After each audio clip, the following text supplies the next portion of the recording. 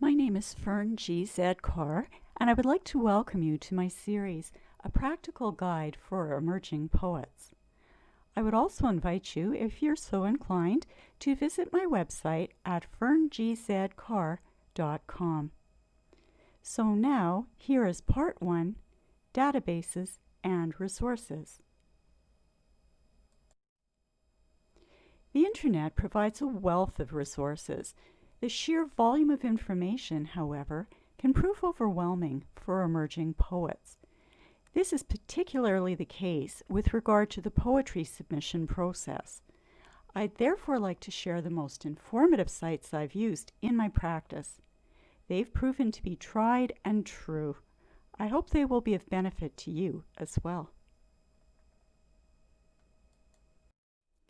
Duotrope is one of my favorite resources.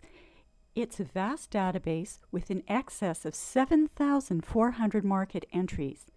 Each individual entry contains practical information like acceptance rates, payment, and genres.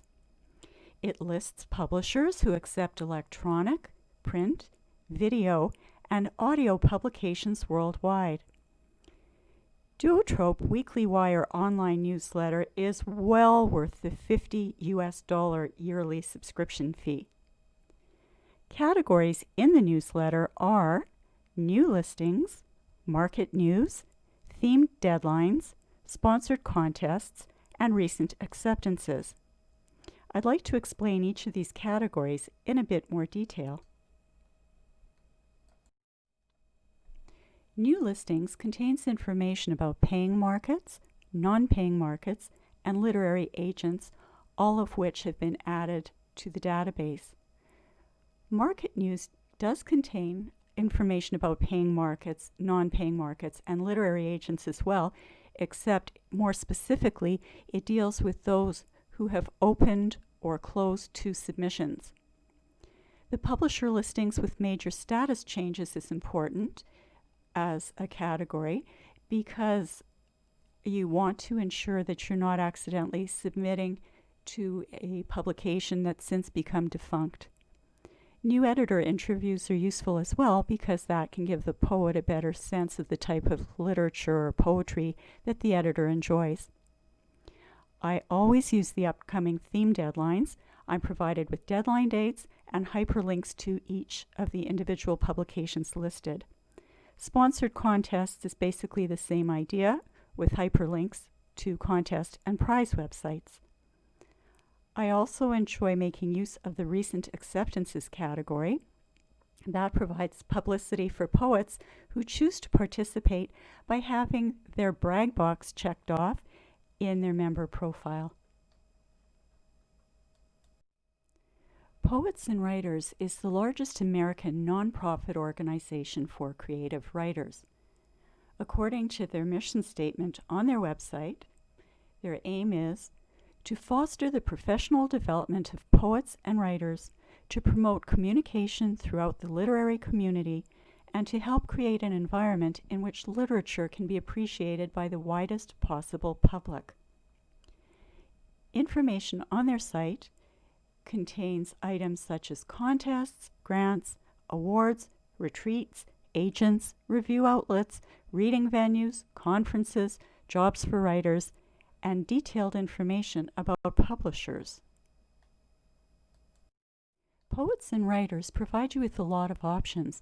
You can sign up for a free newsletter. You can post your events on their literary calendar.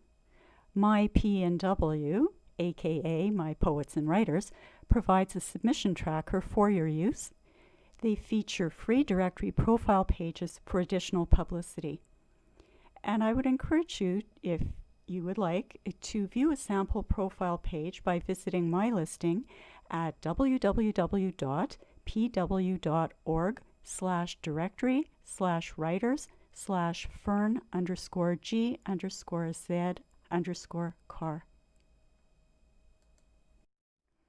According to the New Pages website, newpages.com is news, information, and guides to literary magazines, independent publishers, creative writing programs, alternative periodicals, indie bookstores, writing contests, and more. They have a listing of blogs by poets and writers, and you can subscribe to their free weekly online newsletter with a fair bit of information. I do have to say, though, that that newsletter frequently refers the reader right back to the New Pages website. A nice feature is their e-Lit Pack. That has digital flyers from independent publishers, literary magazines, writing conferences, events, and creative writing programs. It also contains more calls for contests, submissions, application deadlines, new releases, and further items of interest. This is a very good supplement to the previously mentioned resources. In 2019, Winning Writers was named one of the Writer's Digest 101 Best Websites for Writers. The Right Life in 2016 named them one of the 100 Best Websites for Writers. They provide advice, such as how to avoid scams. They discuss available markets, and they do provide fairly extensive contest information. Winning Writers sponsors 4 annual contests, some of which participate in Duotrope's sponsorship program. They provide resources for students, educators, and writers who want to self-publish. I enjoy their recent honors and publication credits for our subscribers section of their free monthly newsletter. This also provides poets and writers with additional publicity. Submittable is by far the best and most reliable online submission manager I've used. It allows the poet to check the status of submissions without having to disturb busy editors. It outlines submission guidelines for publications using this online manager, and there's far less chance of having your submission lost. Some publications using Submittable charge nominal submission fees. They do this to defray their costs. Many submissions are free. The ones who do charge, I find, average about $3. Submittable has a free newsletter called Submishmash Weekly, and that newsletter has a few publishing opportunities, but not a lot. They do have some very entertaining articles, though. There's so many social media sources of information. Personally, I tend to gravitate towards Facebook for submission calls and also for a sense of community. There's an abundance of poetry and writing groups to join. Facebook is great for networking with other poets as well. One of my favorite Facebook groups is Writers Post No Fee Calls for Submission. They regularly offer a lot of valuable information. Another informative Facebook group is Calls for Submissions, Poetry, Fiction, Art. I enjoy going to the League of Canadian Poets site on Facebook. I find that to be very valuable. And there are several poetry groups as well on Twitter and LinkedIn. I would urge you, though, to explore other social media sites to see if they're suited to your poetry needs. In terms of providing excellent and timely submission information, I enjoy 2 blogs in particular. The first is by Trish Hopkinson, and it's called Trish Hopkinson, A Selfish Poet. The URL for that is www.trishhopkinson.com. The second is by Erica Verillo, and that one is entitled Publishing and Other Forms of Insanity. The URL for that one is www.publishedtodeath.blogspot.com. My longest standing resource is by far the League of Canadian Poets.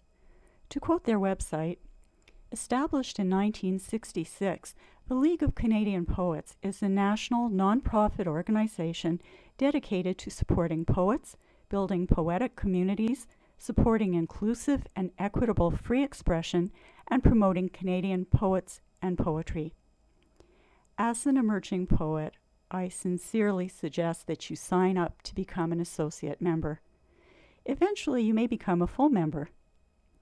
The League offers many resources and programs for poets of all ages and stages of their careers. Their website contains a wealth of information about programs, awards and contests, events, and more.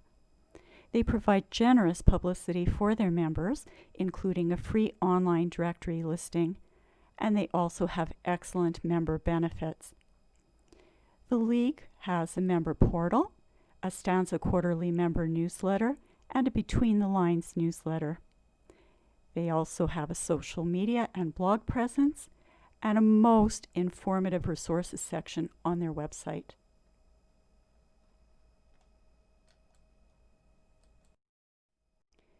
It's my hope that the practical resources I've provided will serve to streamline the submission process for you.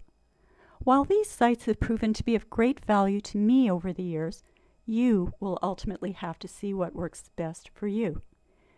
That said, it's also my hope that these recommendations will nevertheless help guide you as your poetry career continues to flourish. As a final note, I'd like to acknowledge the Pomeranian photo courtesy of Cookie the Pom on Unsplash. As well, I would like to thank Canadian Heritage, the Canada Council for the Arts, and the League of Canadian Poets for their support. Je voudrais remercier Patrimoine canadien, le Conseil des arts du Canada et la Ligue des poètes canadiens de leur soutien.